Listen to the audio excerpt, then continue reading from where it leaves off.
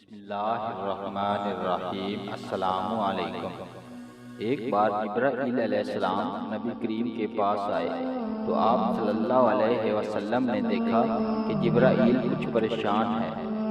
آپ نے فرمایا، جبرائیل کیا معاملہ ہے کہ آج میں آپ کو غمزدہ دیکھ رہا ہوں؟ جبرائیل نے عرض کی، اے محبوب، کل میں اللہ پاک کے حکم سے جہنم کا نظارہ کر کے آیا ہوں۔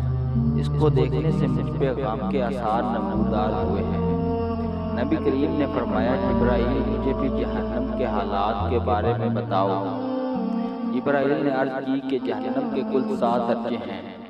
ان میں جو سب سے نیچے والا درجہ ہے، اللہ اس میں منافقوں کو رکھے گا۔ اس سے اوپر والے چھٹے درجے میں اللہ تعالیٰ مشرک لوگوں کو ڈالیں گے۔ اس سے اوپر 5ویں درجے میں اللہ تعالیٰ سورج اور چاند کی پرستش کرنے والوں کو ڈالیں گے۔ 4تھے درجے میں اللہ پاک آتش پرست لوگوں کو ڈالیں گے۔ 3سرے درجے میں اللہ پاک یہود کو ڈالیں گے۔ 2سرے درجے میں اللہ تعالیٰ عیسائیوں کو ڈالیں گے۔ یہ کہہ کر جبرائیل علیہ السلام خاموش ہو گئے تو نبی کریم نے پوچھا، جبرائیل آپ خاموش کیوں ہو گئے؟ مجھے بتاؤ کہ پہلے درجے میں کون ہوگا؟ جبرائیل علیہ السلام نے عرض کیا، اے اللہ کے رسول، پہلے درجے میں اللہ پاک آپ کے امت کے گناہ گاروں کو ڈالیں گے۔ جب نبی کریم نے یہ سنا کہ میری امت کو بھی جہنم میں ڈالا جائے گا تو آپ بے حد غمگین ہوئے اور آپ نے اللہ کے حضور دعائیں کرنا شروع کی۔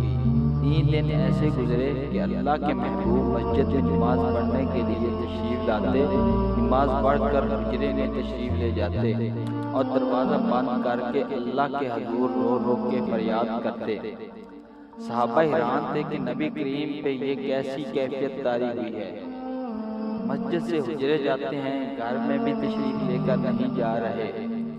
جب تیسرا دن ہوا تو سیدنا ابو بکر سے رہا نہ گیا۔ وہ دروازے پہ آئے، دستک دی اور سلام کیا، لیکن سلام کا جواب نہیں آیا۔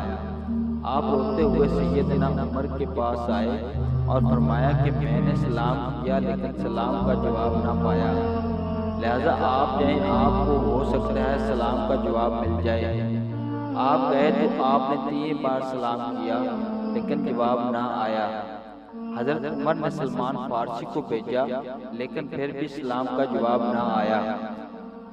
حضرت سلمان فارسی نے واقعے کا تذکرہ حضرت علی رضی اللہ تعالیٰ عنہ سے کیا تو انہوں نے سوچا کہ جب اتنے عظیم شخصیات کو سلام کا جواب نہ ملا تو مجھے بھی خود نہیں جانا چاہیے، بلکہ مجھے ان کی نور نظر بیٹی فاطمہ اندر بھیجنی چاہیے۔ لہذا آپ نے فاطمہ رضی اللہ تعالیٰ عنہ کو سب احوال بتا دیا۔ آپ حجرے کے دروازے پہ آئی، ابا جان السلام علیکم۔ بیٹی کی آواز سن کر محبوب کائنات اٹھے، دروازہ کھولا اور سلام کا جواب دیا۔ ابا جان، آپ پر کیا کیفیت ہے کہ 3 دن سے آپ یہاں تشریف فرما ہیں؟ نبی کریم نے فرمایا کہ جبرائیل نے مجھے آگاہ کیا ہے کہ میری امت بھی جہنم میں جائے گی۔ فاطمہ بیٹی، مجھے اپنی امت کے گناہ گاروں کا غم کھائے جا رہا ہے اور میں اپنے مالک سے دعائیں کر رہا ہوں کہ اللہ ان کو معاف کر اور جہنم سے بری کر۔ یہ کہہ کر آپ پھر سجدے میں چلے گئے اور رونا شروع کیا، یا اللہ میری امت، یا اللہ میری امت کے گناہ گاروں پہ رحم کر، ان کو جہنم سے آزاد کر۔ کہ اتنے میں حکم آ گیا، وَلَسَوْفَ يُعْطِيكَ رَبُّكَ فَتَرْضَىٰ۔ اے میرے محبوب، غم نہ کر، میں تم کو اتنا عطا کر دوں گا کہ آپ راضی ہو جائیں گے۔ آپ خوشی سے کھل اٹھے اور فرمایا، لوگو، اللہ نے مجھ سے وعدہ کر لیا ہے کہ وہ روز قیامت مجھے میری امت کے معاملے میں خوب راضی کرے گا، اور میں نے اس وقت تک راضی نہیں ہونا جب تک میرا آخری امتی بھی جنت میں نہ چلا جائے کہ ہمارا نبی اتنا شفیق اور غم محسوس کرنے والا ہے، اور بدلے میں ہم نے ان کو کیا دیا۔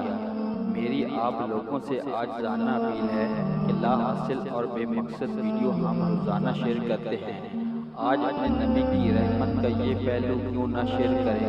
آئیں ایک شیئر کر کے اپنا حصہ ڈالیں، کیا پتہ کون گناہگار پڑھ کر راہ راست پہ آ جائے۔